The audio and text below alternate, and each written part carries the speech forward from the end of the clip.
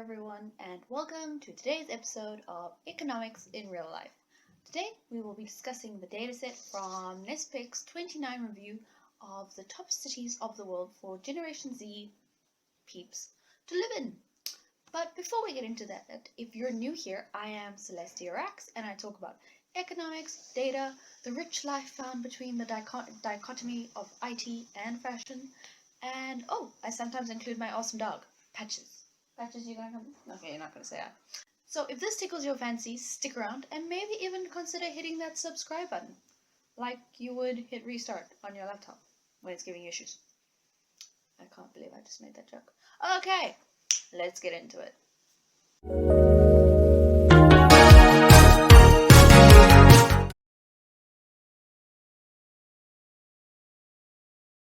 Okay, so let's close there and let's get to our Jupyter notebooks, if that would be an option right now. Stop being so annoying. Okay. So now we are there. Just wait for that to launch. Okay. And we head on to NESPIC analysis.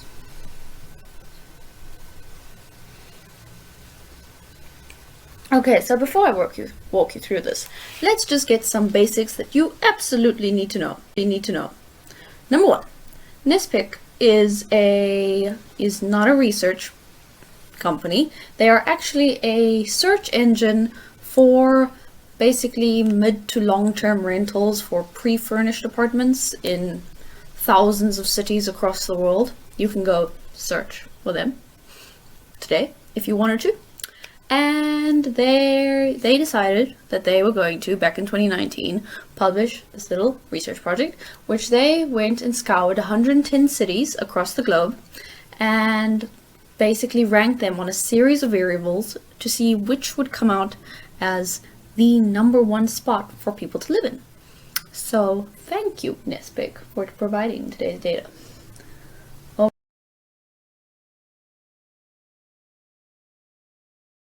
But let's start off by getting into the premise of the study. So they wanted to figure out what Generation Z was interested in, and they basically were like, okay, so they are the most digitally connected age group who will be embracing the age of artificial intelligence.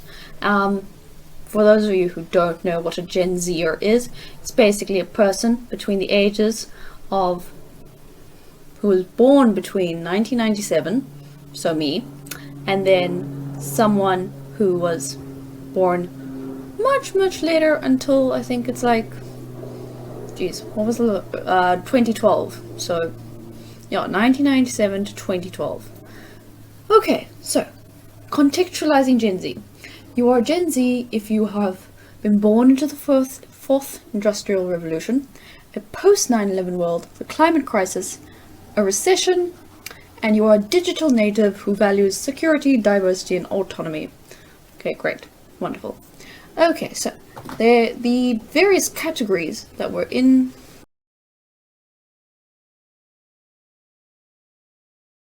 data in its raw format. Okay, so these are all the different little categories. So we can see here what the categories of this data set is. Let's get into it. Okay, so start it off, and then that's basically what it looks like. Okay, so how many times do certain countries occur? So if we go look at this is actually where it gets interesting. So America has 15 cities up here. Germany has 6, Italy has 5, France has 5, and you carry on, but then it takes a while before you see something from a developing country or from the so-called third world. So as someone who lives in South Africa, third world country, little bit depressing, not gonna lie. Especially if you consider affordability as something that matters to you. Yeah. Anyway, But as you will see, that the first world mainly has a much greater prevalence within this Generation Z analysis. And we can see this represented really well on the mean total score per country. So of the countries in there, if you go and average out the scores for the number of cities in there, you'll see that places like the United Kingdom and the USA are doing much better than Nigeria or South Africa or what's this? Mexico and Morocco, for various reasons. Number one, infrastructure, banking, government services. So it makes sense. It's just a tad disheartening. Okay. So then, once you go and look at that, you can then go and see where are the most affordable countries located. And obviously, there's a slight caveat with this, in that affordability is relative. Very important. Affordability is relative to where you are, what currency you have. Normally, for example, if you have the US dollar or Australian dollar or something, you'll be able to afford much more relatively than someone living like myself in South Africa, where the South African rand is not very strong. So that is something to bear in mind. Okay. So this shows a comparison between rank and affordability. As you can see, vast majority, as you get worse ranked on the cities, you become more affordable. Makes a bit more sense, because Lagos in Nigeria, I think, was one of the worst performing countries. Worst performing cities. However, much more affordable to live there than it is to live in London, which I think was number 1 on this. Yeah. Yes, you can see. One of the top cities to live in is Zurich, and they are so unbelievably unaffordable. But other cities, much more affordable. However, I do think that affordability has to be given a bit more of a higher weighting, especially now that we are in financial constraints of a pandemic. So yeah. Okay, so yes, the 5 most unaffordable cities, you'll see New York, Zurich, Oslo, Bern. I hope I'm saying that correct. I'm so sorry if I'm saying it wrong, but Bergen in Norway, which I didn't even know existed, and Geneva. So yes, so Switzerland is really unaffordable, if it wasn't clear already. And then cities which are mostly like in developing countries, I don't think Russia counts as one, but like mostly in developing countries, they're pretty much extremely affordable to live in. See things like Istanbul and Casablanca. So then, finally, the next question to ask is, how do the 50 most desirable countries compare in various rankings? Okay. So if you go look at this,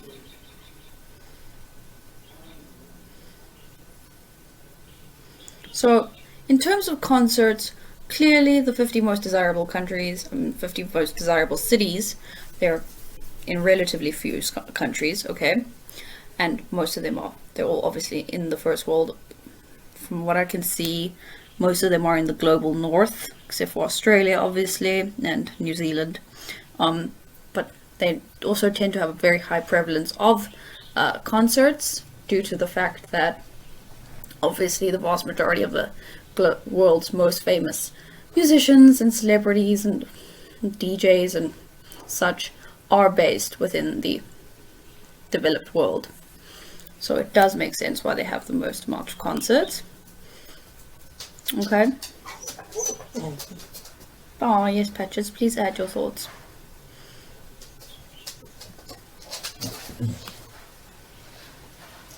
Okay, and as you can see from here, the countries that are the most welcoming towards business, or starting up a business, or have the highest levels of business categories, is that is just so beautiful. Sorry.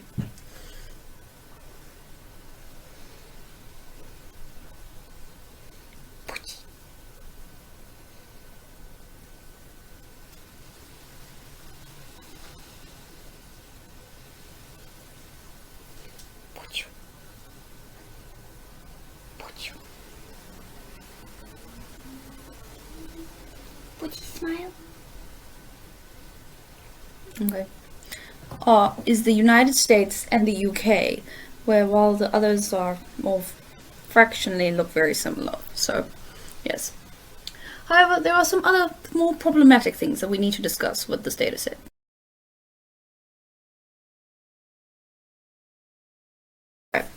Something that I feel like really should have been included is job availability, or rather scarcity.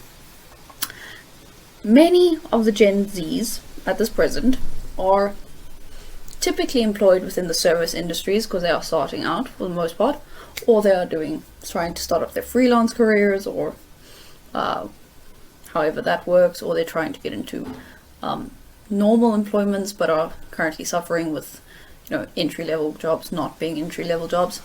So the unemployment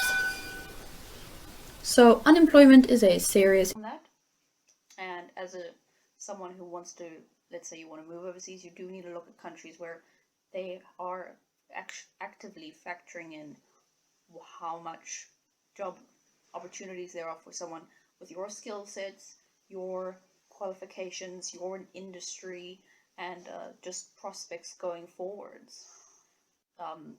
Would it work if you were? Would it be able to work for you if you were to move there and wanting to be location independent? All those things. If you had to lose a job in the industry you're currently working in, would you be able to find temporary job in a service sector or something, or would that not be possible? All these types of questions you would have to ask yourself. So yeah, the Visual Capitalist did an amazing thing recently on the Gen Z unemployment rate chart, where they effectively showed how Gen Zs have been disproportionately influenced by the unemployment rates now because of the fact that many of us are just coming out of varsity. Many of us are also struggling to find work due to the fact that we're just coming out of higher education, or are unable to complete higher education due to the high cost now, and many of our parents being negatively financially impacted by the pandemic. So it's been quite interesting to see how those within typically just starting out their careers are struggling. So yes, I feel like what was lacking most within this data set was a focus on job availability. Okay, and then back to affordability very quickly. I feel like affordability should have been a much bigger concern, because not everyone is a millionaire at 25. Not everyone has been working on a YouTube channel or a blog, or I don't know, start up a makeup empire in their spare time while they're in their teens. So they're not all millionaires, and then rent is expensive and often a major factor in deciding where to live. So therefore, folks, that's me for today. If you're still here by the end of this video, thank you. Hugs from Cape Town. And then I make videos every Saturday and sometimes extra on data, economics in real life, and more.